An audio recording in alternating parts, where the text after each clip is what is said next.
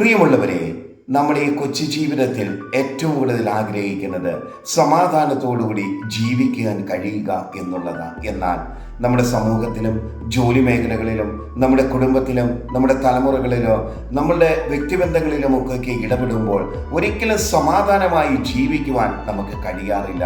വിശുദ്ധ ബൈബിൾ ഇങ്ങനെ നമ്മെ പഠിപ്പിക്കുകയാണ്: സ്ഥിരമാനസൻ നിന്നിൽ ആശ്രയം വെച്ചിരിക്കുക, നീ അവനെ പൂർണ്ണ സമാധാനത്തിൽ കാക്കുന്നു. അതെ, ദൈവത്തിൽ ആശ്രയിക്കുന്നവരെ പൂർണ്ണമായ സമാധാനത്തിങ്കൽ കാക്കുവാൻ, പരിപാലിക്കുവാൻ യേശുവിനെ കൊണ്ട് കഴിയും. കർത്താവിൻ്റെ പരസ്യ ശുശ്രൂഷയെങ്കിൽ യേശു കർത്താവ് ഇങ്ങനെ പറയുന്നു: ഞാൻ എൻ്റെ സമാധാനം നിങ്ങൾക്ക് തന്നേച്ചു പോകുന്നു. ലോകം തരുന്നത് പോലെയല്ല ദൈവിക സമാധാനം.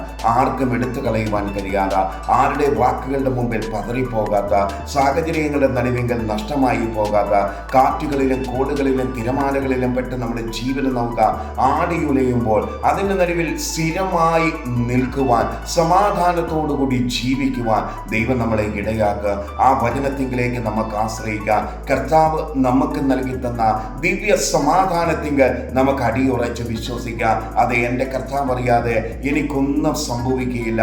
അവൻ്റെ കരങ്ങളിൽ എൻ്റെ ജീവിതം, എൻ്റെ കുഞ്ഞുങ്ങളുടെ, എൻ്റെ ഭാവി, എൻ്റെ തലമുറകളുടെ, എൻ്റെ ജോലി മേഖലകൾ എല്ലാം കർത്താവിൻ്റെ കരത്തിങ്കൽ ഭദ്രമാണ്. നമുക്ക് വിശ്വസിക്കാം, നമുക്ക് ആശ്രയിക്കാം, നമുക്ക് ആശ്വസിക്കാം. കർത്താവ് നമ്മെ സഹായിക്കട്ടെ.